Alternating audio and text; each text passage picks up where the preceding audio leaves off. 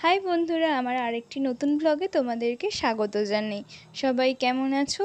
আশা করি সবাই ভালো আছো, সুস্থ আছো। তো চলো আজকের ব্লগটা স্টার্ট করা যাক। আজকে ব্লগটা আমি স্টার্ট করছি লক্ষ্মী পুজো পার্ট 2 ভিডিও দিয়ে। তোমরা পার্ট 1-এর ভিডিওটা অলরেডি দেখে নিয়েছো, এখানে পার্ট 2-এর ভিডিওটা আমি তোমাদের সাথে শেয়ার করছি। আর পার্ট 1-এর ভিডিওটা ছিল ঠাকুরকে সমস্ত কিছু স্নান করানো থেকে শুরু করে সিংহাসন পরিষ্কার করানো, ঠাকুরকে সাজানো গোছানো সমস্ত কিছু আশা করি তোমরা দেখেছো। এবার আমি পার্ট 2 এর ভিডিওটা তোমাদের সাথে শেয়ার করছি, কারণ একসাথে শেয়ার করলে আমি আগেই বলেছি অনেকটা লং টার্ম ভিডিও হয়ে যাবে, আর আপলোড করতেও একটু কষ্ট হয় লং টার্ম ভিডিওগুলো। তাই জন্য আমি পার্ট 1 পার্ট 2 করে তোমাদের সাথে শেয়ার করছি। পার্ট 2 এর ভিডিওতে দেখো লক্ষ্মী ঠাকুরের ভোগ রান্না হচ্ছিলো, অবশ্যই তোমরা দেখেছো কড়াইয়ে লক্ষ্মী ঠাকুরের ভোগ রান্না হচ্ছিলো। আর পাশে পায়েস সুজি সমস্ত কিছু রান্না অলরেডি হয়ে গেছে। কাকিমা এখানে সমস্ত কিছু গুছিয়ে নিচ্ছিলো। এবার লুচি ভাজা বাকি আছে, আরও একটু ভাজাভুজি বাকি আছে, তেলের জিনিসগুলো একটু বাকি আছে। এছাড়া তেল ছাড়া যে জিনিসগুলো সেগুলো অলরেডি হয়ে গেছে। এবার এখানে কাকিমা ওখানে যেহেতু করছিল, সমস্ত কিছু গোছাচ্ছিল, এখানে ভোগ রান্না করার কেউ ছিল না, মানে ভোগটা বসিয়ে দিয়ে গ্যাসটা সিমে করে কাকিমা ওখানে চলে গেছে। তাই আমি একটুখানি ভোগটা রান্না করে নিচ্ছিলাম। আর আমাদের অনেকেও আবার চালের ভোগ দেয় না, আমাদের কিন্তু পায়েসও দেওয়া হয়, এদিকে খিচুড়ি ভোগও দেওয়া হয়, দুটোই দেওয়া হয়, সমস্ত রকমের ভাজাভুজি সব কিছুই দেওয়া হয়। আর এখানে ঠাকুমা দেখো লুচিগুলো বেলে দিচ্ছিলো, আমি ভেজে নিচ্ছিলাম। লুচি বেলার ভাজা তোমাদের সাথে একটা মজার গল্প আমি শেয়ার করছি। লুচি ফার্স্টে একদম যখন ছোটোবেলায় লুচি ভাজতে পারতাম না, খুব ইচ্ছা করতো ভাজতে, কিন্তু ভাজতে পারতাম না, একটু মানে ভয় পেতাম, ওই তেল ছিটকানোটা খুব ভয় পাই, সেটা এখনও পাই।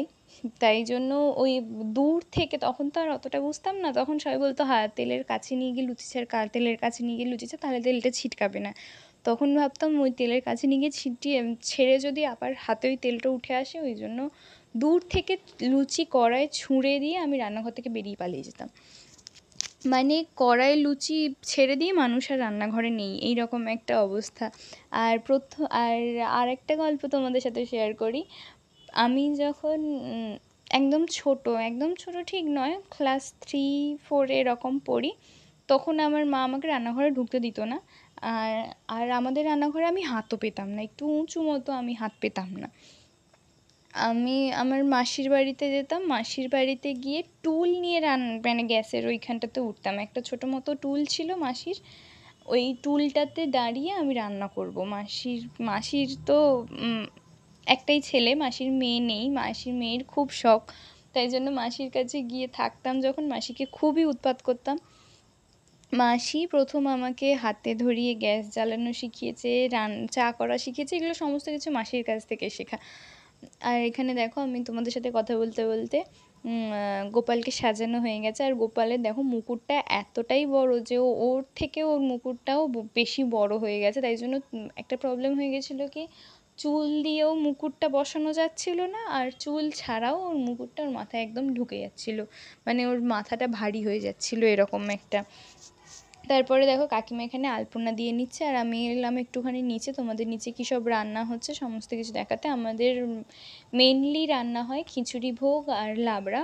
এক বছরই আমাদের লুচি আর অন্যান্য তরকারি করা হয়েছিল, কিন্তু কেউই লুচি তরকারি খেতে পছন্দ করে না লক্ষ্মী পুজোর টাইমটা, মানে মেনলি লক্ষ্মী পুজোর টাইমটা কেউ লুচি খেতে পছন্দ করে না। যেই বছর লুচি তরকারি হয়েছিল সেই বছর সবাই খেয়েই বলে গেছে যে বাবা যেহেতু খিচুড়ি ভোগটা রান্না করে সবাই জানে, তাই জন্য সেই বছর সবাই খেয়েছে এবং বাবাকে বলেও গেছে যে পরের বছর থেকে দয়া করে লুচি তরকারি করবে না, খিচুড়ি ভোগটাই আমাদের খেতে বেশি ভালো লাগে। তো তারপর থেকে প্রত্যেক বছরই খিচুড়ি ভোগ আর লাবড়াই হয়ে আসছে, কোনো বছরই আর লুচি তরকারির ধারে পাশেও কেউ যায় না। ওইটা শোনার পর থেকে অবশ্যই কেউ যাবেও না, কারণ যারা খেতে আসছে তারা যদি খিচুড়ি ভোগ পছন্দ করে তাহলে কেন আমরা লুচি তরকারি করব, এটাই। আবার অনেকের নিয়ম আছে যে লক্ষ্মী পুজোর দিন লক্ষ্মীদানা দাঁতে কাটে না, কিন্তু আমাদের কাছে এই নিয়মটা নেই, কেন আমি জানি না। এই সমস্ত কিছু নিয়মের আমি কিছুই জানি না বলতে গেলে, সবাই বলে যেটা সেটাই শুনি।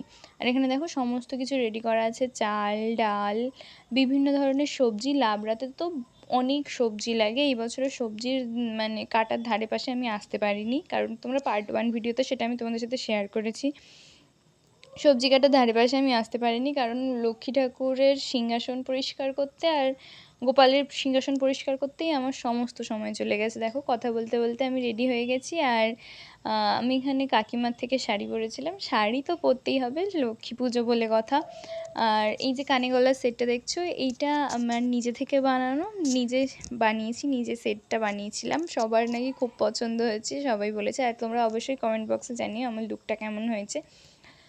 আর সবথেকে বড় কথা হচ্ছে, আমি কোনোদিনও নিজে থেকে শাড়ি পরতে পারি না। নিজে থেকে শাড়ি পরতে পারি না মানে সবই করতে পারি, কিন্তু ওই শাড়ির কুঁচির যে দুপাশে ভাঁজ একটা থাকে না, এক্সট্রা কুঁচি, শাড়িটা ঠিক কুঁচিও হয় না আর মানে গোঁজাও যাবে না, এরকম একটা শাড়ি যেখানটা থাকে ওইখানটা আমি কিছুতেই ট্র্যাভেল করতে পারি না। কিছু কেমন একটা হয়ে যায়, ওইখানেই শাড়িটা বিগড়ে যায়।